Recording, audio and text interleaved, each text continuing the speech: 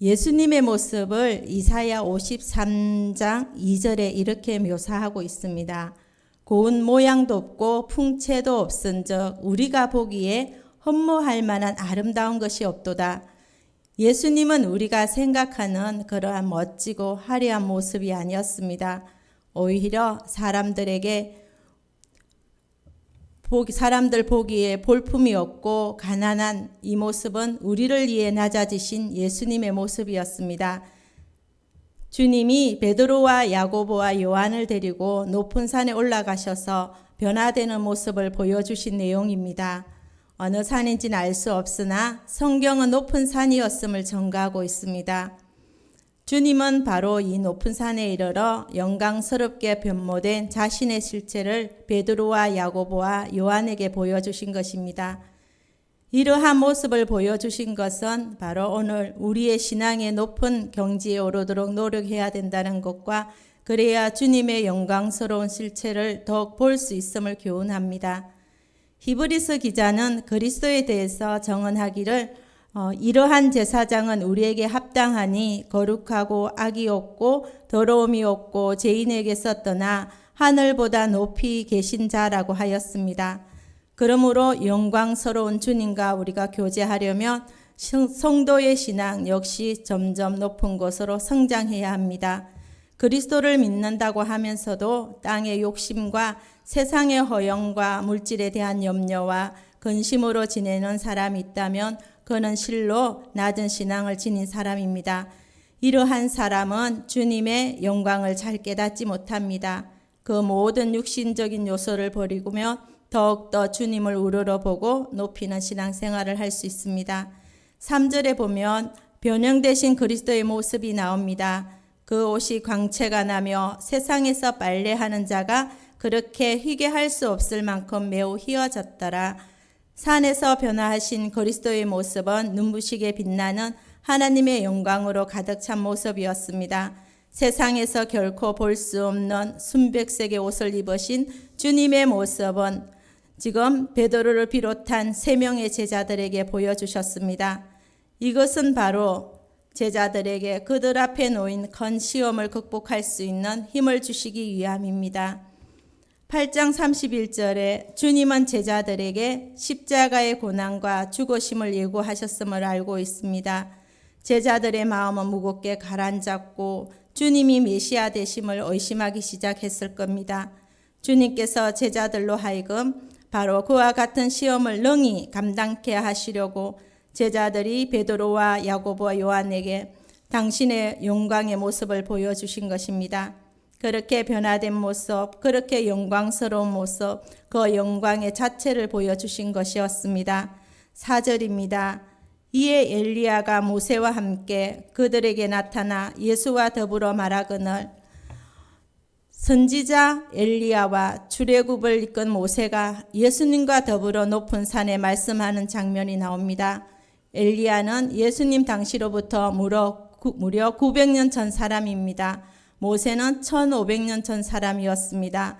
그럼에도 불구하고 지금 산에서 예수님으로 더불어 말씀을 나누고 있는 것입니다. 이것은 그들이 시대를 초월하여 그리고 육체의 죽음과 관계없이 여전히 살아있음을 증거하는 것입니다. 사람은 육체적 죽음으로 소멸되는 것이 아닙니다. 사람의 육체는 죽어 소멸될지라도 그 영은 영원히 사는 것입니다. 엘리야와 모세와 두 사람은 다 산 꼭대기에서 하나님과 독대했던 사람들입니다. 그리고 모세는 시내산에서 엘리야는 호렙산에서 하나님을 만났고 하나님의 영광을 목격했던 사람들입니다. 그리고 두 사람 다 공통점이 있는데 세상을 떠날 때는 특이한 방식으로 떠났습니다. 모세는 느보산에서 죽었는데 하나님께서 직접 그의 시신을 거두어서 아무도 모릅니다. 엘리야는 우리가 잘 알고 있는 병거를 타고 하늘 위로 올라가셨습니다. 모세는 바로 하나님의 율법을 이스라엘에게 전달해 준 사람이며 엘리야는 이스라엘 백성들이 가장 존경하는 선지자이자 구약의 선지자 대표입니다. 누가복음 9장 31절입니다. 영광 중에 나타나서 장차 예수께서 예루살렘에서 별세하실 것을 말할세 구약의 율법과 선지자들을 대표하는 두 사람이 예수님의 별세 곧 십자가의 대속의 사건이 돌발적으로 이루어진 일이 아님을 보여주고 있습니다. 주님의 대속 사건은 모세와 엘리야로 대표하는 구약 곧 율법과 선지자들의 증거와 핵심입니다. 우리는 구약의 율법과 선지자들의 초점이 곧 그리스도의 대속 은혜에 있음을 알아야 합니다. 갈보리 산에 있을 십자가의 사건입니다. 베드로와 다른 제자들의 귀에는 소리가 들리지 않습니다. 그들에게는 오직 산의 영광만 보일 뿐입니다. 그들은 오직 십자가 없는 영광만을 구하였습니다. 우리가 갈보리 십자가의 길을 가지 않는다면 결단코 천국의 영광은 얻지 못합니다. 로마서 8장 17절에 우리가 그리스도와 함께 영광을 받기 위하여 고난도 함께 받을 것이라 말씀하십니다. 산에서 베드로가 주님과 모세와 엘리야를 모시고 평생 사는 것이 소원이라고 말합니다. 랍비여, 우리가 여기 있는 것이 좋사오니 우리가 초막셋을 짓되 하나는 주를 위하여 하나는 모세를 위하여 하나는 엘리야를 위하여 하사이다라고 말합니다.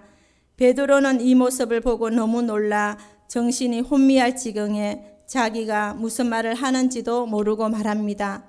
죄인된 인간이 창조주 하나님의 영광을 보면 무섭고 떨리게 됩니다. 하나님의 영광만 봐도 무섭고 하나님의 천사만 봐도 두렵고 죄인은 거룩하신 하나님의 영광을 보면 두려워할 수밖에 없습니다. 변형된 모습 가운데 하나님의 음성이 다시 들립니다. 7절입니다. 마침 구름이 와서 그들을 덮으며 구름 속에서 소리가 나되 이는 내 사랑하는 아들이니 너희는 그의 말을 들으라 하는지라.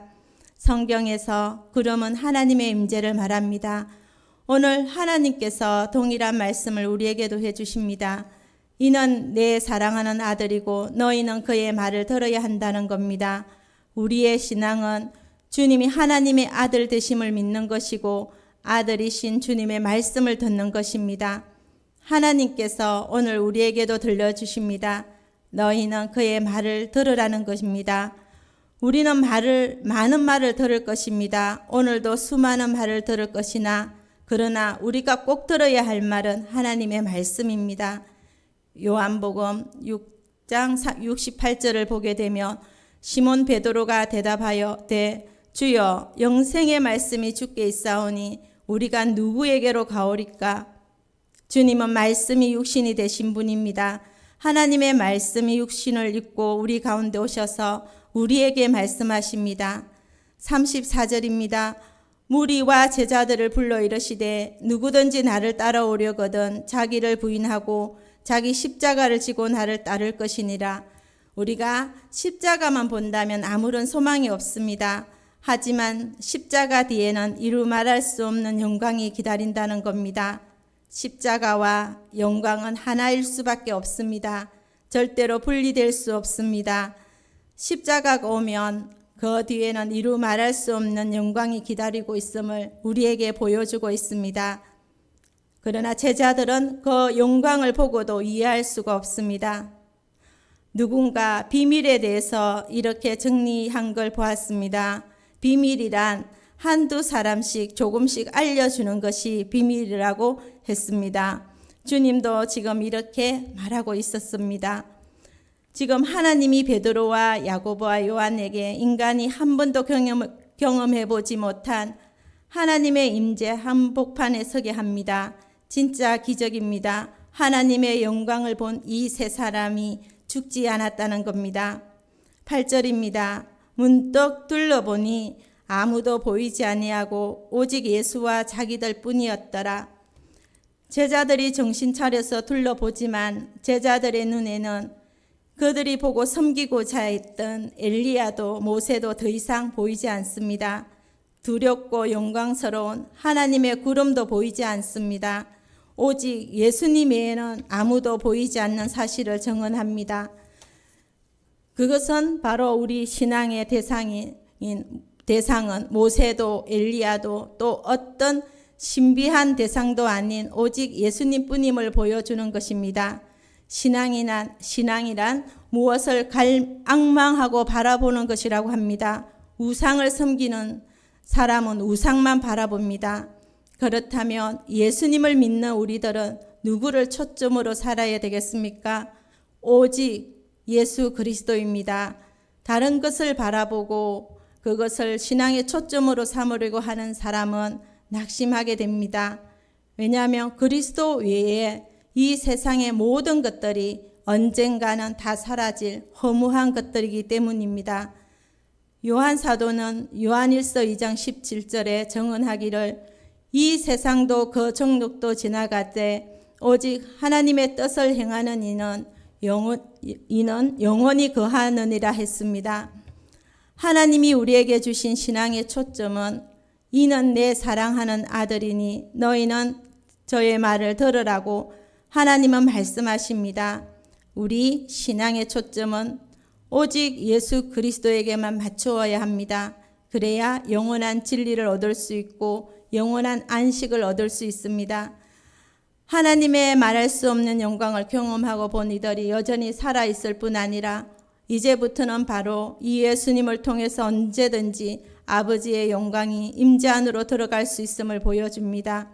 요한복음 14장 6절에 예수께서 이르시되 내가 곧 길이요 진리요 생명이니 나로 말미암지 않고는 아버지께로 올 자가 없느니라. 바로 예수님이 우리의 성전이기 때문에 우리는 다른 어떤 성전도 필요하지 않는다는 겁니다. 예수님이 우리의 희생 제물이 되셨기에 우리의 어떠한 제사가 필요 없고 예수님이 우리의 참되고 영원한 제사장이 되었기 때문에 우리는 제사장의 중재가 필요 없습니다. 9절입니다. 인자가 죽은 자 가운데서 살아날 때까지는 본 것을 아무에게도 이루지 말라 함구령을 내렸습니다.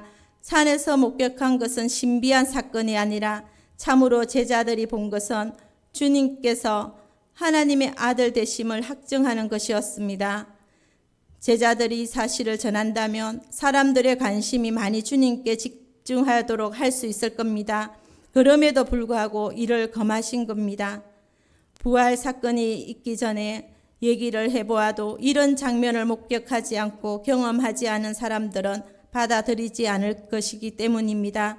이 사건은 단지 예수님의 능력으로 힘입는 사건이 아닙니다. 더 중요한 것은 예수님을 따라 함께 자기를 부인하고 자기 십자가를 지고 예수님을 따라야 한다는 겁니다. 우리가 십자가를 지고 갈 때 메마르고 강팍한 세상 속에서 힘들고 지칠 때가 많습니다. 언제든지 아무 때나 있는 이 모습 이대로 나아가도 언제나 기쁨과 사랑으로 품어주시는 분은 바로 우리의 주님이십니다. 우리가 나아가야 할 길은 하나밖에 없습니다. 바로 하나님의 임재가 있는 이 예배의 자리입니다. 이 예배를 통해서 우리는 내 아들아 내 딸아 내가 너를 사랑한다 내가 너를 기뻐한다 그 영광의 얼굴을 바라보는 순간 시간이 지나면 지날수록 우리의 마음 움직이고 나의 삶은 매일 바꾸는 놀라운 능력이 됩니다. 말씀을 마무리하며 나가겠습니다. 마침 구름이 와서 그들을 덮으며 구름 속에서 소리가 나되 이는 내 사랑하는 아들이니 너희는 그의 말을 들으라 하는지라. 오늘 마가가 기록한 이 말씀과 동일하게 훗날 베드로도 기록했습니다. 베드로는 베드로후서 1장을 기록하면서 오늘 산에서 변화된 주님을 이렇게 증거합니다. 지극히 큰 영광 중에서 이러한 소리가 그에게 나기를 이는 내 사랑하는 아들이요 내 기뻐하는 자라 하실 때에 그가 하나님 아버지께 존귀와 영광을 받으셨느니라. 이 소리는 우리가 그와 함께 거룩한 산에 있을 때에 하늘로부터 난 것을 들은 것이라. 이 시간에 기도하며 나가겠습니다.